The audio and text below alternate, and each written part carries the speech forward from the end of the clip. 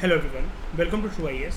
हम लोग अपने पीएमएफ आईएएस के इस चैप्टर को इवोल्यूशन ऑफ बायोस्फीयर को आगे प्रोसीड करते हैं। एंड अभी तक जो कुछ इम्पोर्टेंट बातें हम लोग जो कर चुके हैं वो ईऑन से रिलेटेड कर चुके हैं कि टाइम को जैसे ईऑन के बेसिस पे जो डिवाइड करा जाता है उसमें जो प्री कैम्ब्रियन सुपर ईऑन का पूरा जो फेज़ है उसमें 3 होते हैं। हमने पढ़ा था हेडियन, आर्कियन और प्रोटीरोजोइक। फेनीरोजोइक एक ईओन होता है लेकिन वो प्री कैम्ब्रियन सुपर ईओन का पार्ट नहीं है। हमारे अभी तक याद रखना कि हेडियन कंप्लीट हो चुका है। आज के लेक्चर में हम लोग आर्कियन ईओन के बारे में जानेंगे। Let's start. मतलब आप इसको ऐसा कह सकते हो, दिस इज़ समथिंग, ये जो आर्कियन ईओन है ये एक स्टार्टिंग पॉइंट या एक प्रकार से एक ही ट्रिगर पॉइंट है।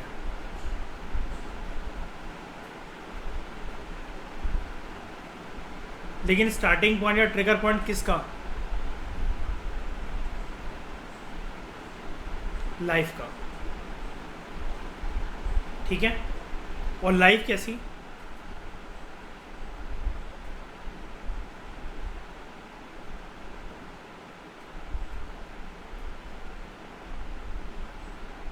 In the presence of oxygen.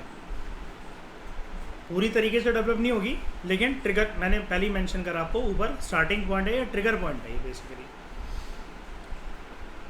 इसके बारे में काफ़ी इंपॉर्टेंट चीज़ें हमें जाननी चाहिए। एक तो beginning of life on earth and evidence of cyanobacteria, ये आर्कियन ईओन के साथ एसोसिएटेड है।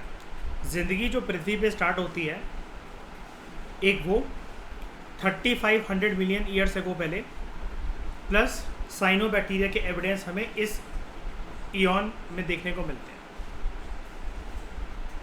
साइनोबैक्टीरिया के बारे में अगर मैं आपको कुछ बातें बताऊं, नंबर 1, एक तो इसको ब्लू ग्रीन एल्गे भी बोला जाता है। तो यहां से इसके 2 नेचर भी हमें पता लग जाते हैं।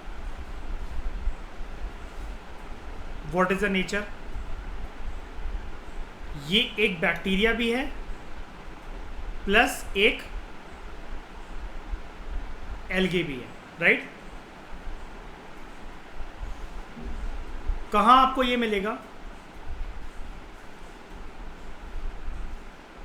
मिट्टी में पाया जाता है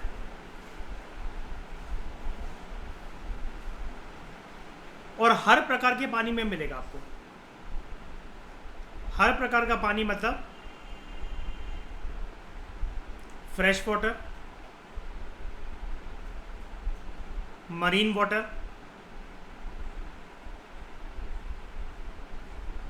ब्रैकिश वाटर।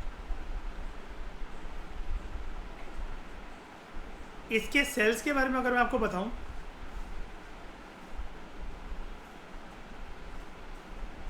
अर्थ की जब से स्टार्टिंग हो रही है, लाइफ की जब से स्टार्टिंग हो रही है अर्थ पे, तो ऑर्गेनिज्म, जीव जंतु जो उस टाइम पर थे वो इंक्लूडिंग साइनोबैक्टीरिया,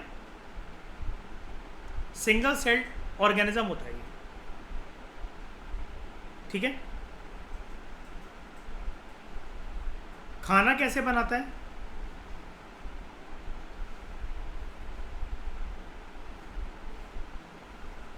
सनलाइट की प्रेजेंस में बनाता है। यानी कि अभी तक हम प्लांट्स के बारे में जानते हैं, फोटोसिंथेसिस का प्रोसेस, लेकिन साइनोबैक्टीरिया भी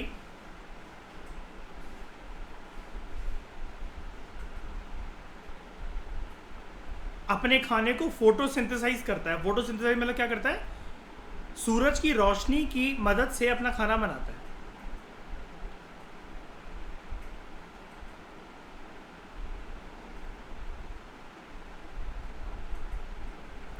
इसका फेवरेट एनवायरनमेंट क्या है?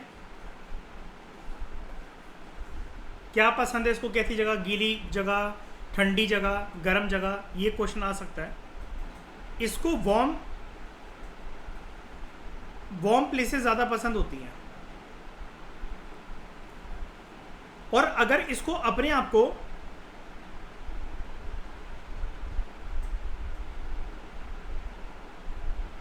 मल्टीप्लाई करना है ना अगर, तो अगर इसे दो चीज़ें मिल जाए ना, ये तो इसकी हार्मोन डेवलपमेंट के लिए, मतलब एक बात कह रहा हूँ मैं, हार्मोन मतलब लिख मत देना, जैसे हम लोग एक जवानी में अगर हमें अच्छा खाना, दूध दही वगैरह ये सब मिल जाए तो ऑब्वियसली बात है हार्मोन डेवलपमेंट और हमारी हड्डियों को वगैरह का विकास बहुत तेज़ी से होता है ना as compared to our age groups. तो यहाँ पर दो चीज़ें इसके विकास के लिए रिस्पॉन्सिबल होती हैं, और विकास इस प्रकार से कि अपने आप को बहुत ज़्यादा मतलब तादाद में मल्टीप्लाई कर लेता है। वो दो चीज़ें हैं,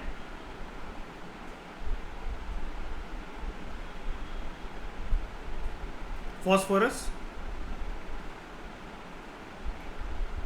और नाइट्रोजन।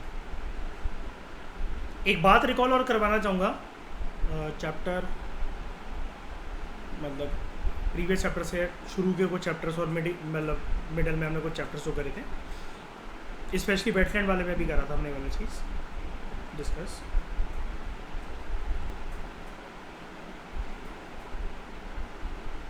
याद है एक फिनोमेना एल्गल ब्लूम सॉरी, मैंने भिंड की एक कहानी भी बताई थी तालाब की, याद है, ग्वालियर की, है ना। देखो क्या होता है, मैं साइनोबैक्टीरिया के कंटेक्स्ट में ना आपको एल्गल ब्लूम एक बार रिवाइज करवाना चाहता हूँ। एक लाइन ही बोलूँगा बस, अभी पूरा रिकॉल हो जाएगा आपको, उतना ही जानना है आपको, क्योंकि आप पुराने नोट्स तो आप लोग सब बना ही चुके होंगे। देखो जब भी ना इसको ऐसे लिखा जाता है, जब भी एक्वेटिक सिस्टम के अंदर कभी भी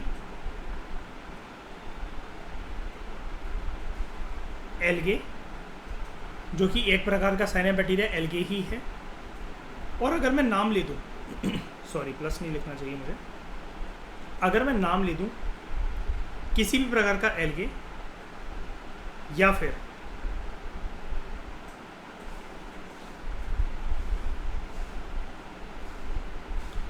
साइनोबैक्टीरिया, अगर रैपिड तरीके से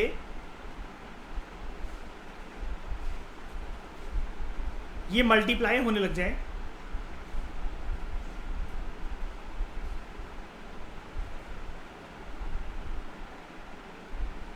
दो चीजों की प्राप्ति कर कर,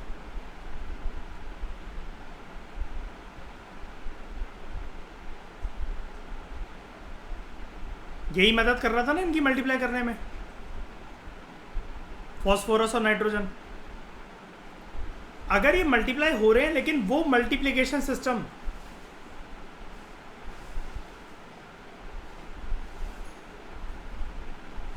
एक्वेटिक सिस्टम में है, तब आप उस फिनोमेना को कहते हो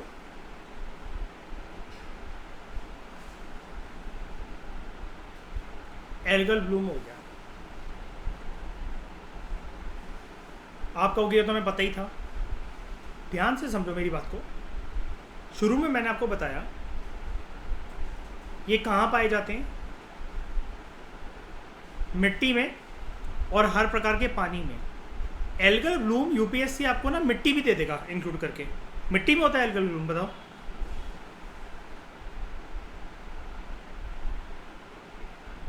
टेरेस्ट्रियल इकोसिस्टम में होता है या एक्वेटिक इकोसिस्टम में होता है एल्गल ब्लूम का फिनोमेना? एक्वेटिक। और ये कहाँ पाए जाते हैं? मिट्टी में भी मिलते हैं ना। बस यही समझाना था कि इनको जो शक्ति मिल रही है मल्टीप्लिकेशन की, फॉस्फोरस और नाइट्रोजन की, तो ये मल्टीप्लाई जो अपने आप को कर रहे हैं सॉइल में कर रहे हैं या फिर इसमें कर रहे हैं, पानी में? पानी में। पानी में एक बात होनी चाहिए, लेकिन क्या, ये वाली बात में मैंने आपको पढ़ाई थी, इस पानी में एक बात होनी चाहिए,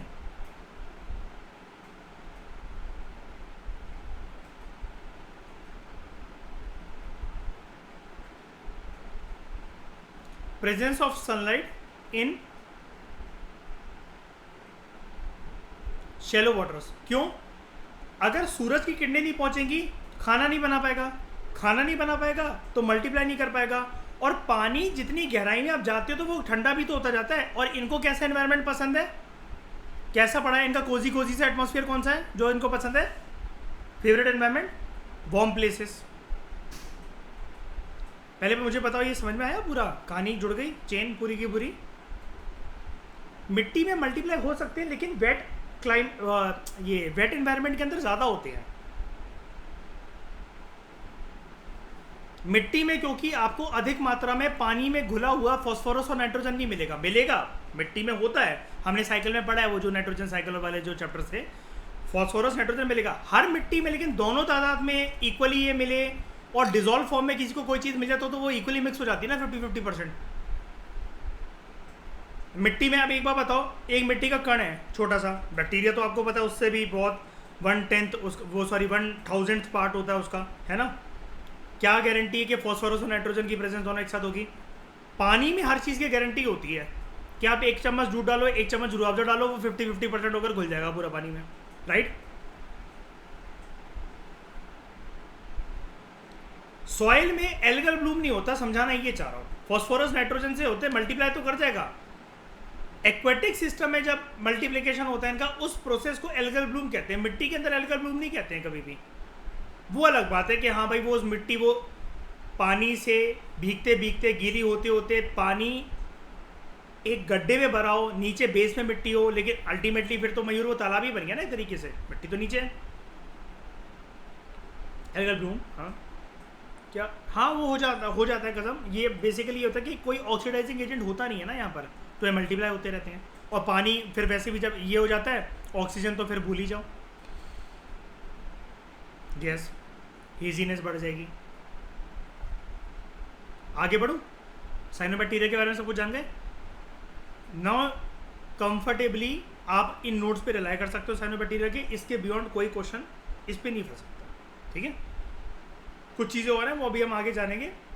इस बुक की ब्यूटी यही है कि हमें 100 बार एक एक चीज़ देखने को मिलती है। आने वाले चैप्टर्स के अंदर ना, जब चैप्टर नंबर समथिंग लाइक 17-18 को क्रॉस कर जाएंगे, फिर से जिक्र होगा इन सब चीज़ों का, ठीक है। आगे अभी तो ये आपकी थ्योरी का बेस डेवलप कर रहा है, बाद में तो सिर्फ ये स्पेसिफिक फ्लोरा के ऊपर फोकस करेगा, बैक्टीरिया के ऊपर फोकस करेगा, फौना के ऊपर फोकस करेगा। ये ऐसी बुक है, ठीक है, क्योंकि environment is all about species ना। लेकिन ये पहले आपका बेस बढ़ा रहा है कि भाई स्पीशीज़ या फिर स्पीसिएशन होता क्यों है। उसके बाद life was limited to simple single cell organisms के अंदर एक सेल पाया जाता था, सिंपल ऑर्गेनिजम्स होते थे वो। साइनोबैक्टीरिया के अंदर कितने सेल हैं? सिंगल सेल्ड है वो भी, ठीक है। उनमें न्यूक्लियाई नहीं होता था और उनको कहते थे हम लोग प्रोकार्योट्स। और आपको ये पता ही है, 9th क्लास में दे रखा होता है और मैंने पहले भी पढ़ा रखा है आपको, लखमीर सिंह मंजीत कौर में भी पढ़ा है और इन्वायरमेंट के इनिशियल चैप्टर्स में भी आई थिंक मैंने आपको पढ़ाया है प्रोकार्योट्स और यूकार्योट्स। छोटा सा डिफरेंस मैंने आई थिंक आपको होमवर्क के लिए दिया था या पूछा था आपसे, ईजी होता है। प्रोकार्योट क्या होता है? 9th क्लास की जो बायो का जो पहला चैप्टर है उसी के अंदर ये डिफरेंस आपको देखने को मिल जाएगा। स्ट्रक्चर ऑफ सेल वाला एक चैप्टर है, हम डिटेल में वहाँ से जानेंगे। कम से कम 12-13 डिफरेंसेस मैं आपको करवा दूंगा, लेकिन अभी छोटा सा एक मैं आपको बस एक बात बता देता हूँ। यस, ये प्रोकार्योट्स हैं, ये यूकार्योट्स हैं। इनके अंदर ये एक सिंगल सेल्ड ऑर्गेनिज्म होता है। ये सिंगल सेल्ड भी हो सकते हैं या फिर क्या कहते हैं हम लोग इनको, मल्टी सेल्यूलर, राइट। यहां पर एब्सेंस होता है किन किन चीजों का? Nuclear membrane,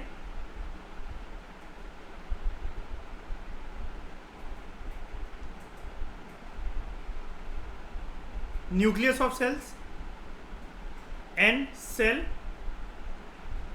organelles. इनमें इन सारी चीजों का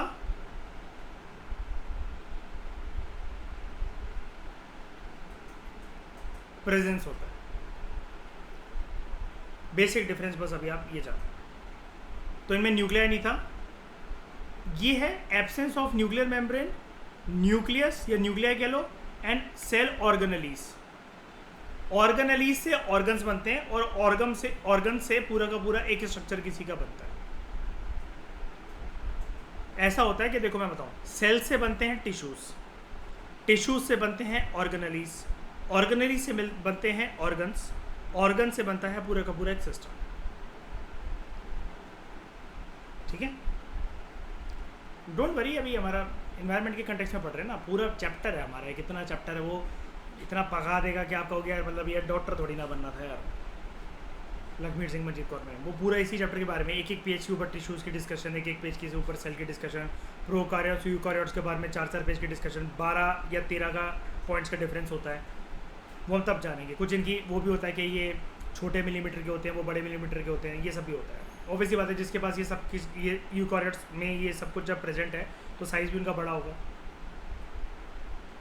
फिर जो उस टाइम पर एटमॉस्फेयर था, इट वॉज विदाउट ऑक्सीजन, और एटमॉस्फेरिक प्रेशर जो था, मैंने आपको बताया था ना कि यूनिट में इसको मेजर करा जाता है, प्रीवियस लेक्चर में बताया था, एटमॉस्फियर्स कहते हैं उसको। तो 10 to 100 एटमॉस्फियर्स का एटमॉस्फेरिक प्रेशर था, लेकिन याद रखना ऑक्सीजन जो था वो इतनी मात्रा में नहीं था। उसके बाद ये वही ईऑन का एरा नहीं बोलना चाहिए, ईऑन का टाइम था, जब अर्थ की क्रस्ट फिर धीरे धीरे होते होते अब उतनी ज़्यादा वॉल्केनिक इरप्शंस वगैरह नहीं हो रहे थे अच्छी खासी तादाद में, उतना नहीं हो रहा था जितना इससे पहले वाले ईऑन में हो रहा था। तो अर्थ की क्रस्ट जो है वो ठंडी होने लग जाती है, और इतनी ठंडी हो जाती है कि उसकी सतह ठोस हो जाए, मजबूत हो जाए, सॉलिड हो जाए, कि वो कॉन्टिनेंट्स को फॉर्म कर सके। आज के समय में जो वॉल्केनिक एक्टिविटी है उससे तो काफ़ी ज़्यादा वॉल्केनिक एक्टिविटी होती थी, लेकिन जितनी वॉल्केनिक एक्टिविटी आपको इस ईऑन में देखने को मिलती है, हेडियन ईऑन में, उतनी नहीं थी यहाँ पर। और ऑब्वियस सी बात है, वो कह रहा है कि आज के समय में जितनी आज होती है, डेफिनेट सी बात है यार, ये तो उससे तो ज़्यादा ही थी। विद न्यूमरस वॉल्केनिक एंड लावा एरप्शंस, जो समुद्र थे वो हद से ज़्यादा एसिडिक बन चुके थे, क्योंकि उनके अंदर CO2 डिजॉल्व हो चुका था। याद है, बारिश होने की वजह से CO2 भी आ गया था, है ना, एज कम्पेयर टू प्रोटीरोजोइक ईऑन। अगला जो ईऑन है उसमें थोड़ा बहुत ये कम हो जाएगा एसिडिक मात्रा, लेकिन यहाँ पर ज़्यादा थी। जब आर्कियन ईऑन ख़त्म होने वाला होता है, लिक्विड वाटर देखने को मिलता है इधर उधर ओशंस में, और डीप ओशन बेसिन जो हैं वो बन जाते हैं। मतलब बारिश होते होते, पानी भरते भरते ओशन जो हैं काफ़ी गहरे हो चले थे। सबसे important point,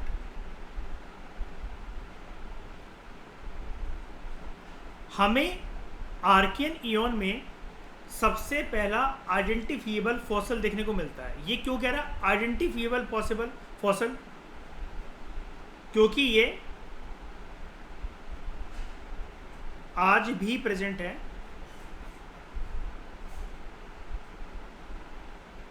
present till day हम इसको आइडेंटिफाई कर सकते हैं आज भी। और इसको बोला जाता था स्ट्रोमेटोलाइट्स।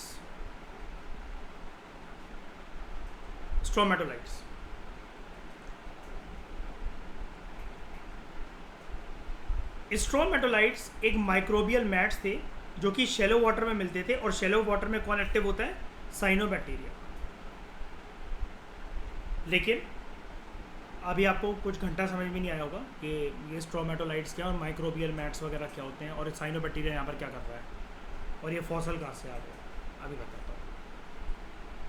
जब कोई बड़ी स्पीशी थी ही नहीं, तो सबसे पहला सवाल हमारा कि फॉसल कहाँ से आ गए।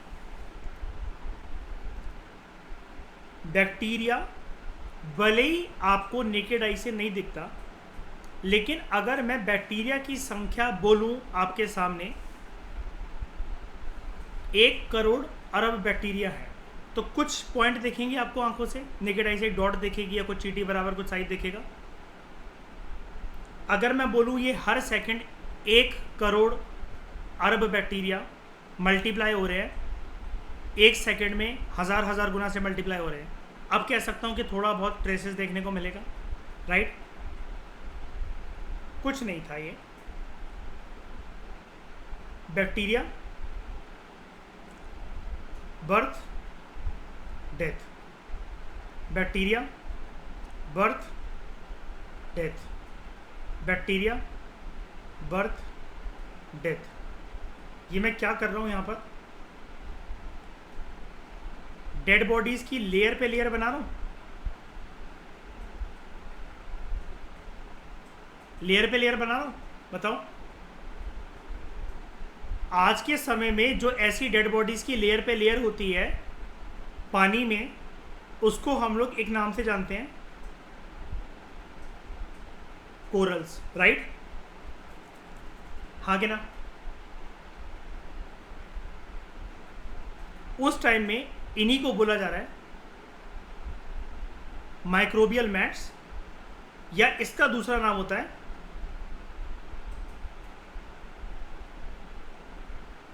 Microbial corals. तीसरा नाम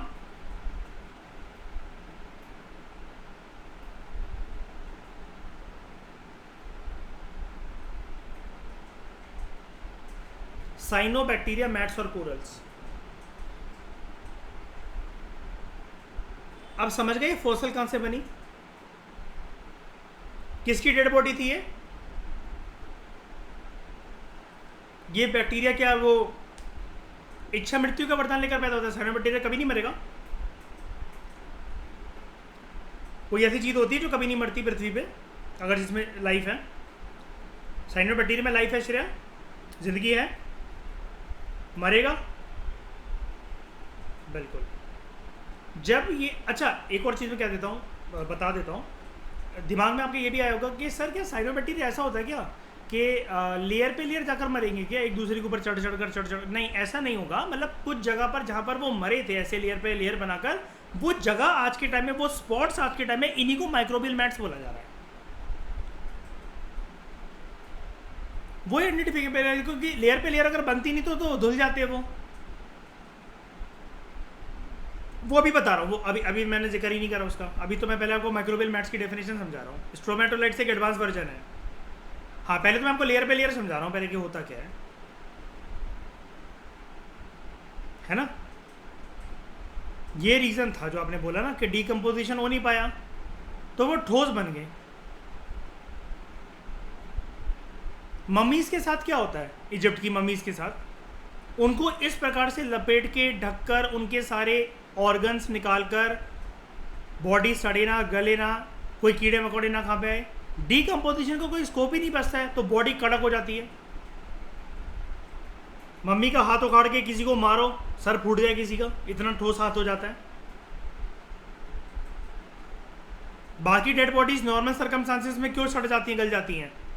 बिकॉज ऑफ डीकम्पोजिशन। मम्मीज के ऊपर आपने देखा ना, इतना ऊपर क्या क्या लपेटा जाता है, क्या क्या लगाया जाता है, इसका सॉल्यूशन उसका सॉल्यूशन, ये पट्टियाँ वो पट्टियाँ।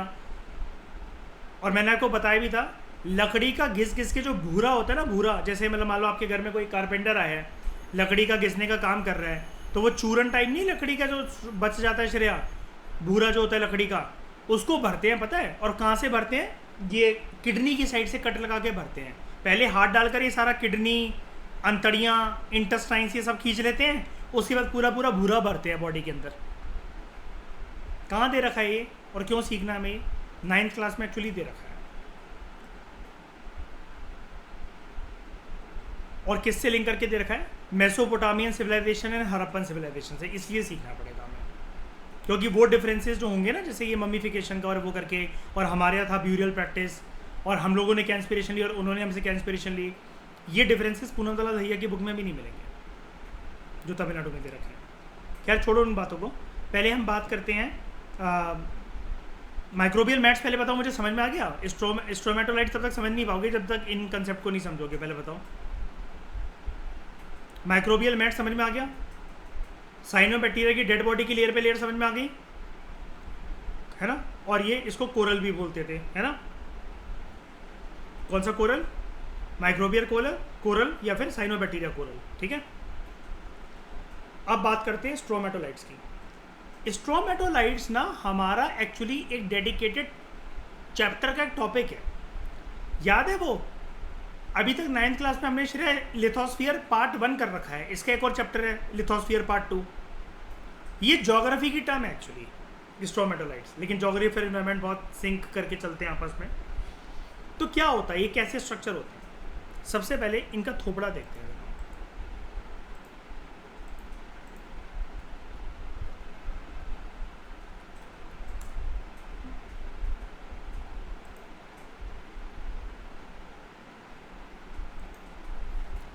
आसानी से पता लग रहा है कि समुद्र के किनारे भाई होते हैं, और ऐसे पत्थर हमने पिक्चरों वगैरह में कहीं ना कहीं देखे हैं, राइट।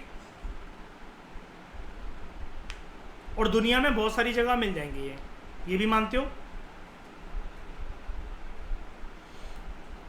हाँ, एक तरीके से ठोस होते होते पत्थर बन गया है, ठीक है। ये देखो, अब मैं इनके बारे में कुछ आपको फीचर्स बताता हूँ। नंबर 1, जब भी ज्योग्राफी में, मैंने इसलिए आपको बोला है कि ये ज्योग्राफी की चीज़ है, जब भी ज्योग्राफी में मुझे आप लोग ये क्लियर करो पहले,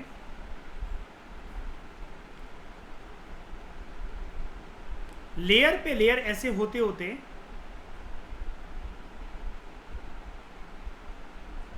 जो रॉक्स बनती हैं उनको क्या कहते हैं?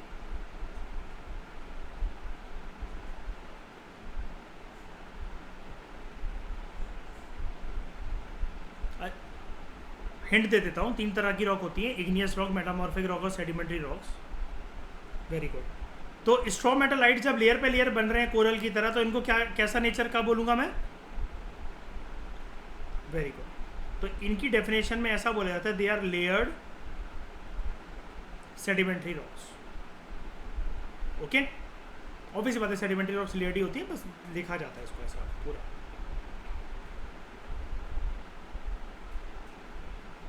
नंबर 1 फैक्ट, ये लिविंग फॉसिल्स हैं।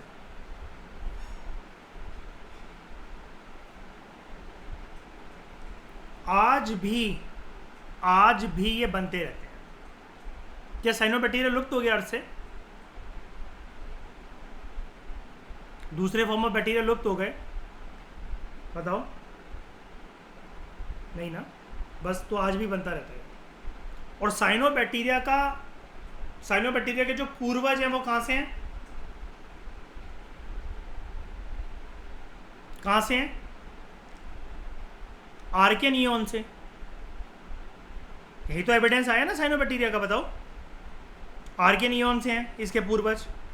तो वो पूर्वज जो उस टाइम पर मर गए थे, और इनके पूरे खानदान में क्या ऐसा हुआ कि ये बैक्टीरिया एक जनरेशन पर आकर लुप्त हो गया, या आर्कियन ईओन से साल 2023 तक अभी भी चल रहे हैं साइनोबैक्टीरिया? बताओ,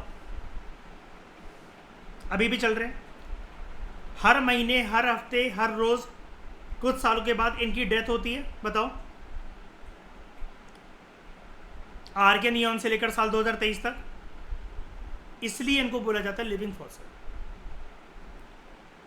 समझ गए कि जो इनके मृत्यु के लेयर पे लेयर जो ट्रेसेस थे, जो कि आर्कियन ईओन में वेरीफाई करना थोड़ा सा मुश्किल था, लेकिन वो आज भी साल 2023 तक वेरीफाई करा जा सकता है। और ये हमें कैसे पता लग जाते हैं इतने पुराने? भाई, एक हिस्ट्री में एक मेथड होता है, बताओ किसी भी चीज़ की एज पता लगाने का, क्या कहते हैं हम उसको? कार्बन डेटिंग मेथड, जिसको शॉर्ट में हम एक फॉर्मूले से बोलते हैं क्या? CH14।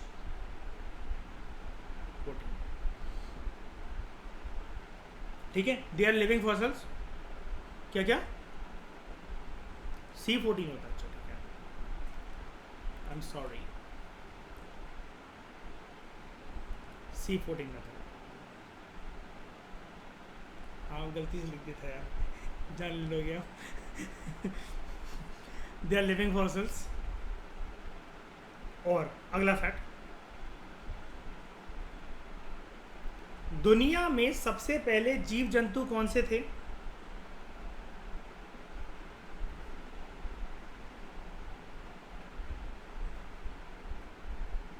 अगर हम यहां पर जाकर देखें, हमें हेडियन ईओन में कुछ देखने को मिला था? कुछ भी था? नहीं। दुनिया के सबसे पहले जीव जंतु कौन? साइनोबैक्टीरिया। एक तो ये फैक्ट क्लियर हो गया। अब इसको थोड़ा सा एक एडवांस वर्जन में लिखते हैं। ये जो याद रखना, अभी हम साइनोबैक्टीरिया के बारे में नहीं पढ़ रहे हैं, हम किसके बारे में पढ़ रहे हैं? स्ट्रोमेटोलाइट्स के बारे में। स्ट्रोमेटोलाइट्स एक्चुअली साइनोबैक्टीरिया का आप इसको क्या कह सकते हो? वैसे तो अलग अलग बैक्टीरिया वगैरह का भी आगे चलकर बना ये, लेकिन आप इसको क्या कह सकते हो? ये साइनोबैक्टीरिया का शमशान घाट है, कह सकते हो मैं ऐसा, है ना? ये उनकी डेड बॉडी है, ये उनका मम्मीफिकेशन है, ये सब कुछ कह सकता हूँ मैं, मतलब समझने के लिए, अंडरस्टैंडिंग के लिए, अपनी नोट्स में डालने के लिए, राइट। तो अभी मैं बता रहा हूँ, रोक तो जाओ। हाँ, साइनोबैक्टीरिया की जहाँ डेथ हो जाएगी वहाँ मिल सकते हैं। तो they are oldest living, stromatolites को कहा जाता है, they are oldest living life forms on our planet, on our planet अर्थ।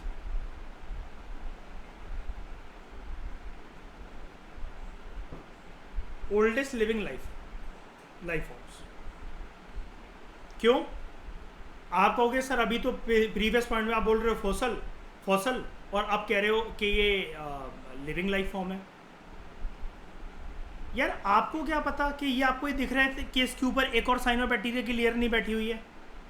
ये यहाँ से टीला होते होते, एक टीला बनाते बनाते इतना ऊंचाई तक बढ़ गया है। ये पहले इतना हुआ करता था मान लो, लेकिन ये इतना दिख रहा है। आप गारंटी के साथ बोल सकते हो इसकी हाइट और नहीं बढ़ेगी? पता है आपको कुछ इसके बारे में? नहीं ना? ये इससे ऊंचे नहीं होंगे, आप बोल सकते हो उसको गारंटी के साथ?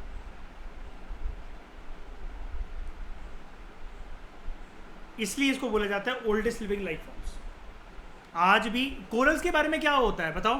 कोरल्स भी तो ऐसे ही करते हैं, ऊपर जिंदा होते हैं, नीचे डेड बॉडी छोड़ते चलते हैं। आप समझ गए को कोरल क्यों बोला जाता है? आगे स्ट्रोमेटोलाइट फॉसिल्स में हमें रिकॉर्ड देखने को मिलता है, दे कंटेन रिकॉर्ड्स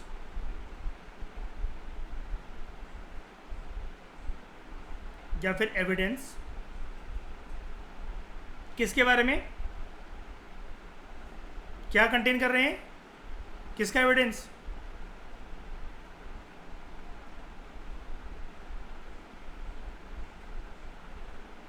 साइनोबैक्टीरिया का एविडेंस है ना। That is they contain evidence for oldest living life forms on our Earth. ये प्रूफ है इस बात का। मतलब एक्चुअली हमसे कोई पूछे कि स्ट्रोमेटोलाइट्स की रेलेवेंस क्या है, भैया ये प्रूफ है फर्स्ट जीवन का ऑन पृथ्वी, जिसको आज भी वेरीफाई करा जा सकता है, राइट।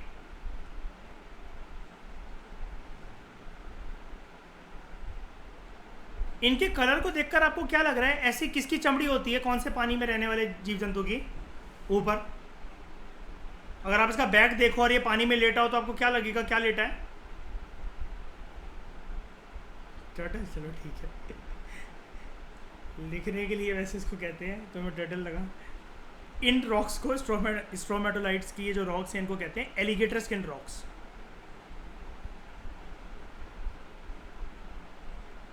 होता ना वैसा, वो मतलब ग्रे ग्रे से कलर के कुछ कुछ एलिगेटर्स, मतलब ऐसा हल्का सा है ना। एलिगेटर स्किन रॉक्स कहा जाता है इनको because of their unusual texture. वो भी ऐसे ही है ना, ये देखो खुरदरे खुरदरे से ऊपर। अगर मान लो आप यहाँ तक पानी भर दो, आप इमेजिन करो, लगेगा नहीं कि पानी में कुछ है।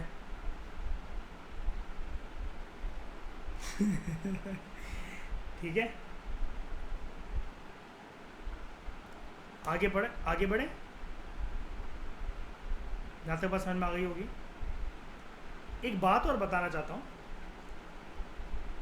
मेरे पल्ले ना अभी तक एक बात पढ़ नहीं रही है अच्छे से, जो कि बहुत तंग कर रही है मुझे। क्या यार, साइनोबैक्टीरिया को जब इस चैप्टर की डिस्कशन मैंने कराई थी तो श्रेया ने मुझे करेक्ट करा था और मेरे को याद आया था फिर कि साइनोबैक्टीरिया तो जो होते हैं वो मतलब एब्सेंस ऑफ ऑक्सीजन में तो मतलब वो कुछ भी करेंगे नहीं, लाइफ फॉर्म होगी नहीं, है ना, राइट। अब यार ये साइनोबैक्टीरिया जो हैं, या चलो साइनोबैक्टीरिया को एक बार के लिए साइड भी हटा दो, यार ये कह रहा है कि एटमॉस्फेयर वॉज विदाउट ऑक्सीजन। यार उस टाइम पर कुछ साइनोबैक्टीरिया की सिचुएशन तो मैं मान सकता हूँ, लेकिन यार ये तो मुझे तादाद भी तो ज़्यादा बता रहा है ना साइनोबैक्टीरिया की। कैसे बता रहा है ज़्यादा तादाद? इसने मेरे सामने वर्ड मेंशन कर दिया स्ट्रोमेटोलाइट्स। अब स्ट्रोमेटोलाइट कोई इक्के दुक्के साइनोबैक्टीरिया के से तो बनेंगे नहीं, है ना। अरबों खरबों जो कि डेली मल्टीप्लाई हो रहे हो उनसे ही बनेंगे, राइट। मेरा सवाल ये है यार, ये ऑक्सीजन कहाँ से पैदा हुआ फिर एटमॉस्फेयर में? तो पानी में था तो वो हवा में कैसे पहुंच जाएगा? वो तो ऊपर से नीचे बार बार आता जाएगा बारिश से, ओशन के अंदर डिपॉजिट होता चलेगा, वो एटमॉस्फेयर में कैसे फैला?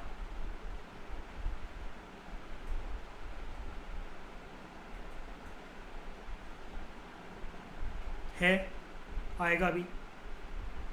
ये कह रहा है ना, नहीं कह रहा है ये एटमॉस्फेयर वॉज विदाउट ऑक्सीजन, लेकिन पूरा ये नहीं कह रहा कि पूरा इसने लिख दिया वैसे, लेकिन ऐसा नहीं था कि पूरा बिल्कुल ही नहीं था। अगर बिल्कुल ही नहीं होता तो साइनोबैक्टीरिया क्या कर रहे हैं यहाँ पे?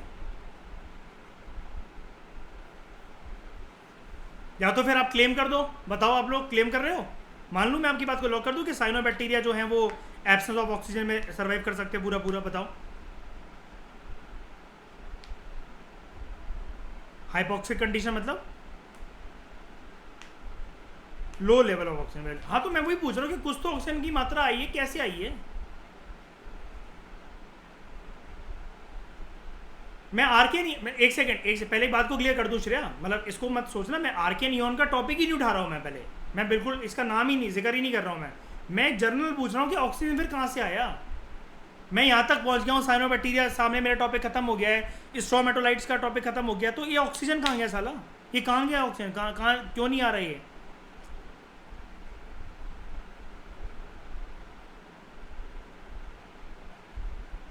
फोटोसिंथेसिस की वजह से ऑक्सीजन कैसे फैलेगा?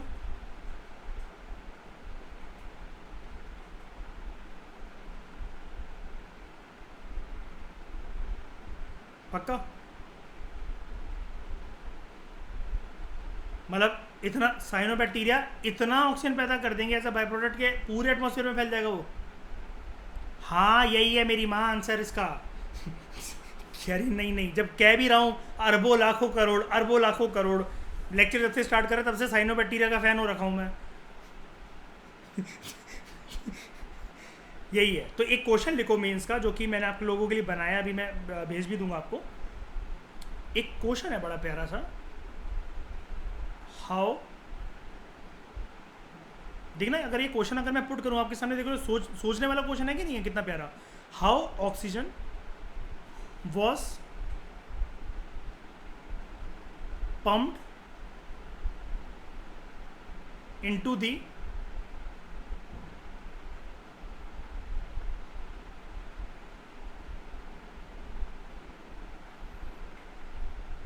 प्राइमोर्डियल एटमॉस्फेयर ऑफ अर्थ। है बढ़िया क्वेश्चन, बताओ। अगर ये मेंस में आ गया, ये पेन अटकवा देगा हमारा, बताओ। या तो पता या नहीं पता, यही है ना ऑल और नन वाला क्वेश्चन। ये क्या बना कर लिखोगे फालतू चीज़ें इसमें?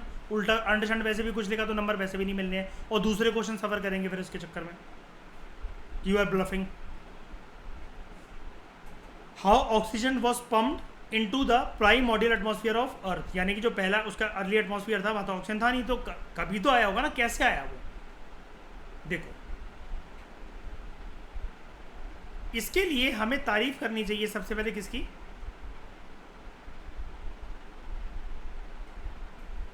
साइनोबैक्टीरिया की, राइट?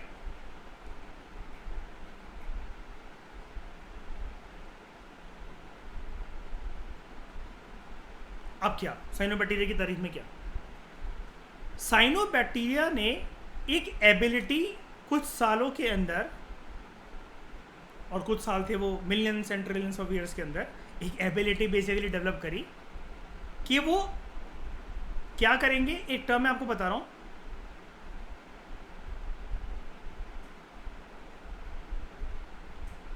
वो फोटोसिंथेसाइज करेंगे। और इसका मतलब क्या होता है? वो अपना खाना बनाएंगे in the presence of sunlight. यही है इसका मतलब। इस प्रोसेस में साइनोबैक्टीरिया ने huge chunk and huge amount of O2 release कर दिया एटमॉस्फेयर में,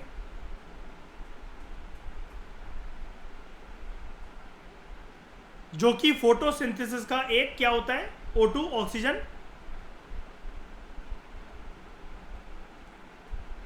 बोलो भाई, मतलब क्या होता है, मतलब हाँ ठीक, अरे इतने हैवी टर्म्स नहीं हुए। By product,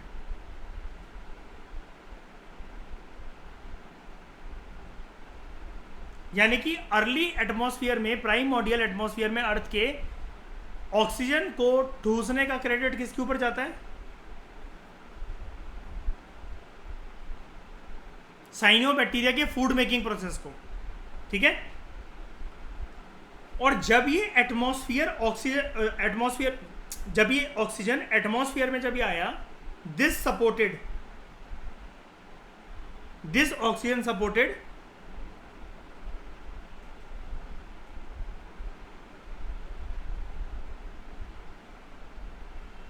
other life forms to develop and flourish। 3 points का इसका आंसर काफी है, ठीक है। माइक्रोबियल मैट्स की डेफिनेशन लिखना चाहोगे? बताओ, माइक्रोबियल मैट्स की प्यारी सी डेफिनेशन ये होती है, कहाँ लिखते हैं इसको, यहीं लिख देते हैं, चलो।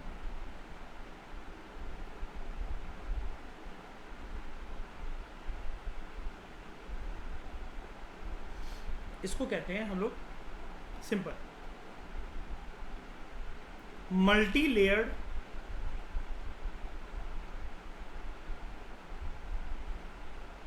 शीट ऑफ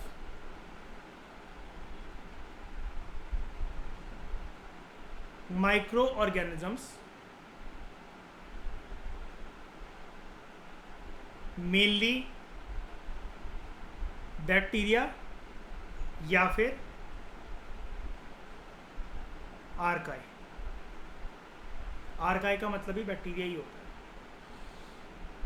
लेकिन आर्काई कौन से बैक्टीरिया, सॉरी आर्काई का मतलब ही बैक्टीरिया होता है, लेकिन कौन से बैक्टीरिया? साइनोबैक्टीरिया, ठीक है। हर एक आर्काई बैक्टीरिया नहीं होता, कुछ बैक्टीरिया बाद में भी डेवलप हुए, यहाँ पर बोला जाता है आर्काई को बोला साइनोबैक्टीरिया। माइक्रोबियल मैट्स उन्हीं के साथ वर्ड एसोसिएटेड है वैसे, क्योंकि जब भी माइक्रोबियल मैट्स आपके सामने आ जाएगा तो वो तो एक छोटे छोटे पत्थर बनाएगा, जिसको हम लोग क्या कहेंगे? स्ट्रोमेटोलाइट्स। और स्ट्रोमेटोलाइट्स कौन से बैक्टीरिया के साथ एसोसिएटेड है? Generally cyanobacteria. वैसे अब तो और भी ज़्यादा किसी न किसी के स्ट्रोमेटोलाइट्स आपको देखने को मिल जाते हैं। जैसे मैं जब इसको पढ़ रहा था कुछ महीनों पहले, तो मैंने ना ऐसे एक आर्टिकल पढ़ा, क्योंकि मुझे यहाँ पर ना वो कह रहा था कि एलिगेटर स्किन टाइप वगैरह वो करके, मैंने कहा भाई ये तो मेरे सामने यार मेरे को पीले पत्थर दिख रहे हैं यार, और ये तो कुछ ऐसे है भी नहीं, बीच में छेद हो रखा है। तो ना ये जो बाद के जो बैक्टीरिया है ना, लेटेस्ट जो बैक्टीरिया है श्रेया, मतलब जो ये साइनोबैक्टीरिया तो बहुत पुराना है, जब ये ऑक्सीजन हुआ अभी कुछ साल पहले पुराने के जो बैक्टीरिया हैं ये, मतलब लाखों साल पुराने, वो तो मिलियन ऑफ ईयर्स तक है ना, ये उसका बाय प्रोडक्ट है एक्चुअली। तो सारे स्ट्रोमेटोलाइट साइनोबैक्टीरिया के साथ एसोसिएटेड हो ऐसा जरूरी नहीं है, अदर फॉर्म ऑफ बैक्टीरिया भी हो सकते हैं, है कि नहीं? वो भी तो मर सकते हैं एक दूसरे के ऊपर, डेड बॉडी पे डेड बॉडी, नहीं?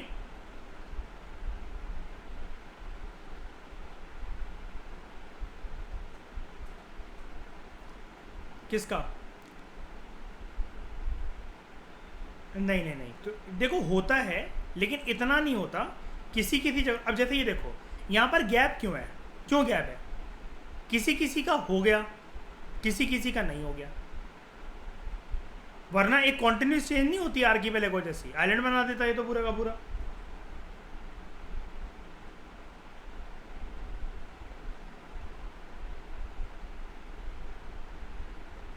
सो दोस्तों इस डिस्कशन में फिलहाल इतना ही। Thank you very much for discussion.